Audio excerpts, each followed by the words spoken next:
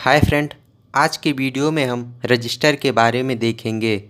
तो टॉपिक को अच्छे से समझने के लिए वीडियो को शुरू से अंत तक ज़रूर देखें। तो सबसे पहले हम रजिस्टर और रेजिस्टेंस के बीच क्या अंतर होता है उसको देखते हैं।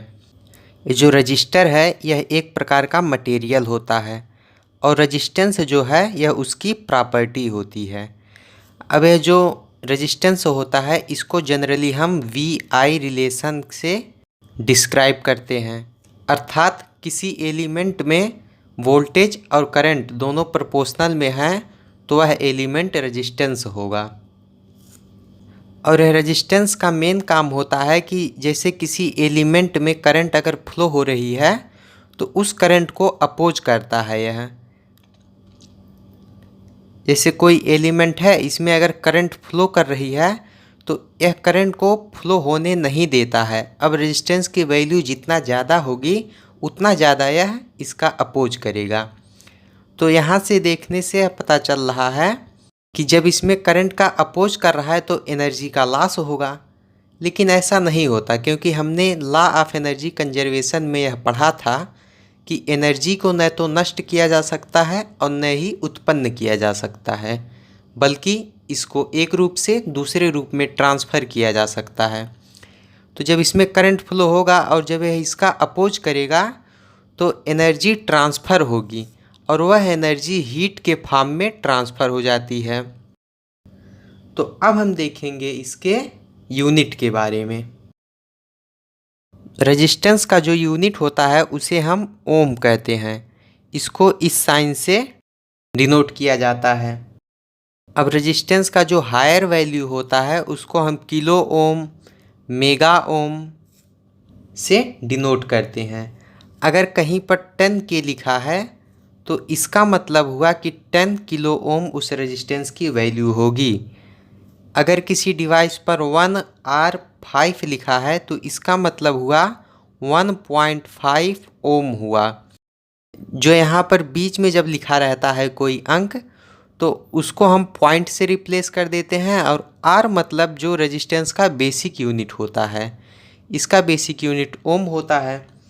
इसी प्रकार अगर 100R लिखा रहे तो इसका मतलब हो जाएगा 100 और इसको पॉइंट से रिप्लेस कर देंगे और R का मतलब हो गया इसका बेसिक यूनिट ओम।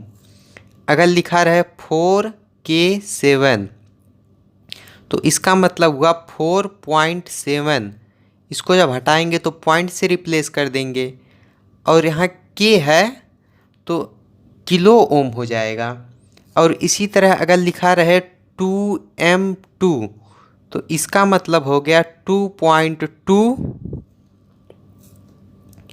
Mega ohm.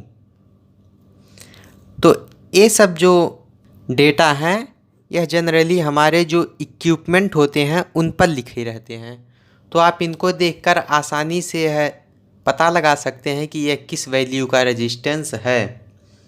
अब तीसरा पॉइंट जो होगा इसमें हम इसके डायमेंशन के बारे में डिस्कस करेंगे।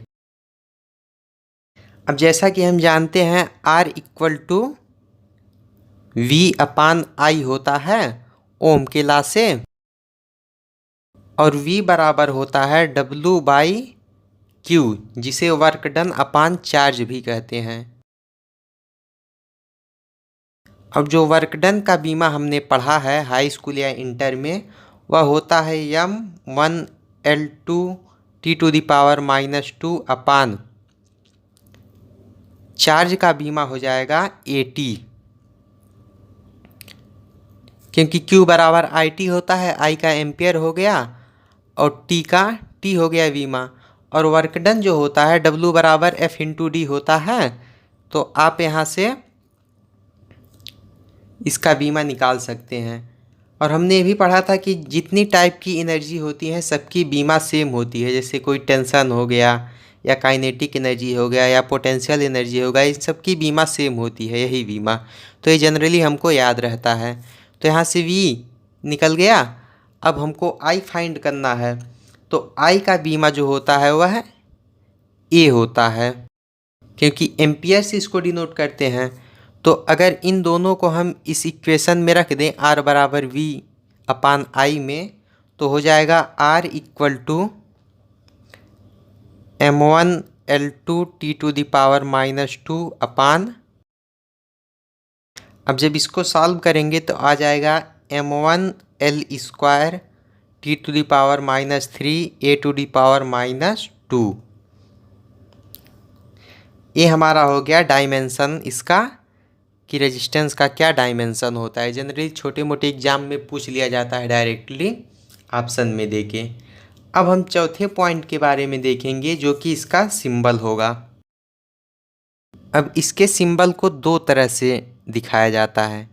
एक तो यह भी बना रहता है किताबों में, और दूसरा सिंबल जो है वह इस तरह से होता है। तो अब हम दोनों के बारे में आपको बताएंगे कि ये कहाँ से आता है और ऐसा क्यों होता है। तो पहले जब कोई स्टैंडर्डाइज मेथड नहीं था तो अलग अलग कंट्री अलग अलग सिंबल्स यूज करते थे। तो सबसे पहले इसको यूरोपियन कंट्री ने इस सिंबल को यूज किया था, तो वह इसी को फॉलो करते चले आ रहे हैं। इसीलिए हम जनरली जो फॉरेन किताबें देखते हैं उसमें यही सिंबल बना रहता है। इसके बाद फिर और जो अदर कंट्री रहे, जैसे नॉर्थ अमेरिका हो गया या एशिया हो गया, वो सब इस सिंबल को प्रिफ़र करते थे। तो जब ये सिंबल प्रिफ़र करते थे तो दोनों में विवाद हो गया। तो मामला IEEE के पास पहुंचा, जो कि स्टैंडर्ड है। तो उसने डिसाइड कर दिया कि अब के बाद से यही ऑफिशियल सिंबल होगा रेजिस्टेंस का। तब से हम रेजिस्टेंस का ऑफिशियली सिंबल यही यूज करते हैं। अब पांचवा चीज़ देखेंगे हम टाइप ऑफ रजिस्टर के बारे में। तो रजिस्टर जो है मेनली 3 टाइप का होता है। पहला फिक्स रजिस्टर, और दूसरा वेरिएबल रजिस्टर, तथा तीसरा स्पेशल पर्पज रजिस्टर। अब जो फिक्स रजिस्टर होता है, इसका अर्थ यह हुआ कि यह इसमें कितना भी करंट फ्लो करे या इसका कितना भी टेम्परेचर हो जाए, उसके वैल्यू से यह इंडिपेंडेंट रहता है। इसके रेजिस्टेंस की वैल्यू चेंज नहीं होती है। जैसा कि हम घरों में जो हीटर देखते हैं उसमें नाइक्रोम का तार लगा रहता है, तो उस रजिस्टर की वैल्यू ऑलमोस्ट फिक्स होती है। और जो वेरिएबल रजिस्टर होता है, यह डिफरेंट एप्लीकेशन के हिसाब से यूज किया जाता है। जैसे कि जो हम घरों में खाना बनाते हैं उसमें हमारा टेम्परेचर कंट्रोल करने के लिए एक नाप दिया रहता है, जिसको जब हम रोटेट कराते हैं तो टेम्परेचर ज़्यादा होता है या फिर कम होता है, तो वहाँ पर वेरिएबल रजिस्टर ही लगा रहता है। और इसका सिंबल इस तरह से होता है। अब जैसा कि हमने बताया कि इसमें पहली यूरोपियन कंट्री दूसरे सिंबल की यूज करती थी, तो आज भी इस सिंबल का यूज करती हैं और इसके लिए ये वाला सिंबल यूज करती हैं। और जो तीसरा है स्पेशल पर्पज रजिस्टर, इसमें भी फर्दर कई टाइप्स होते हैं। जैसे एक होता है LDR, इसे फोटो रजिस्टर भी कहते हैं।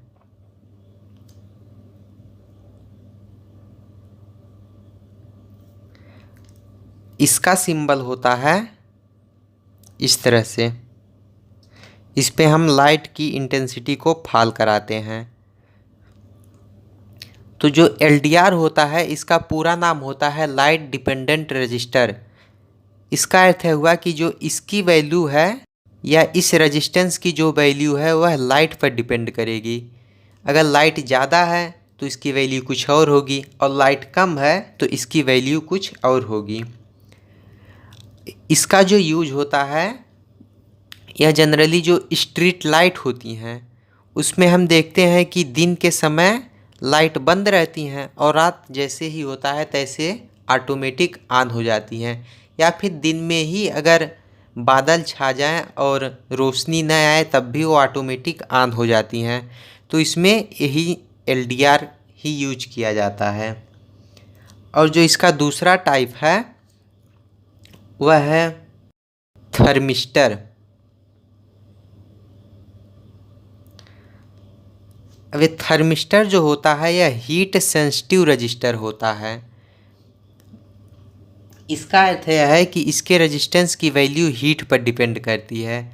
जैसे कहीं ऑटोमेटिक कंट्रोल करना हो या कहीं प्रोटेक्शन में हमको लगाना हो, जैसे कोई इक्विपमेंट हम बनाए हैं और अगर उसमें जैसे आप देखते होंगे जो जनरली दुकानों पर काफ़ी बनाते हैं, उसमें क्या होता है कि जब टेम्परेचर ज़्यादा हो जाता है तो अपने आप सप्लाई कट जाती है, तो वही उसमें थर्मिस्टर यूज किया जाता है।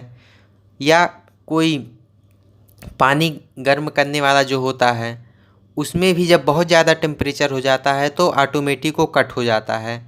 तो उसमें क्या होता है कि जो रेजिस्टेंस की वैल्यू होती है वो थर्मल पर डिपेंड करती है या टेम्परेचर पर डिपेंड करती है, तो इसी से हमारा थर्मिस्टर बना है। अगर उस पर्टिकुलर टेम्परेचर से ज़्यादा वैल्यू होगा तो अपने आप वो सप्लाई को कट कर देगा। इसका जो सिंबल होता है यह इस तरीके से होता है। यह हीट सेंसिटिव भी होता है जैसा कि हमने बताया, और इसको IEEE स्टैंडर्ड के हिसाब से इस तरह से माना जाता है। अब जो थर्मिस्टर है यह फर्दर दो टाइप का होता है। इसमें जो ए टाइप है वह है निगेटिव टेम्परेचर कोफिशिएंट और जो दूसरा टाइप है वो पॉजिटिव टेम्परेचर कोफिशिएंट है। निगेटिव टेम्परेचर कोफिशिएंट को NTC से डिनोट करते हैं और पॉजिटिव टेम्परेचर कोफिशिएंट को PTC से डिनोट करते हैं। अब जो निगेटिव टेम्परेचर कोफिशिएंट होता है इसमें जब टेम्परेचर का मान बढ़ेगा तो रेजिस्टेंस की वैल्यू कम होगी। जस्ट इसका उल्टा होता है, दोनों एक दूसरे के इन्वर्सली प्रोपोर्शनल चलते हैं। और जो पॉजिटिव टेम्परेचर कोफिशिएंट होता है इसमें टेम्परेचर और रेजिस्टेंस दोनों की वैल्यू एक साथ बढ़ती है। अगर टेम्परेचर बढ़ेगा तो रेजिस्टेंस भी बढ़ेगा। और जो इसका सिंबल होता है निगेटिव टेम्परेचर कोफिशिएंट का सिंबल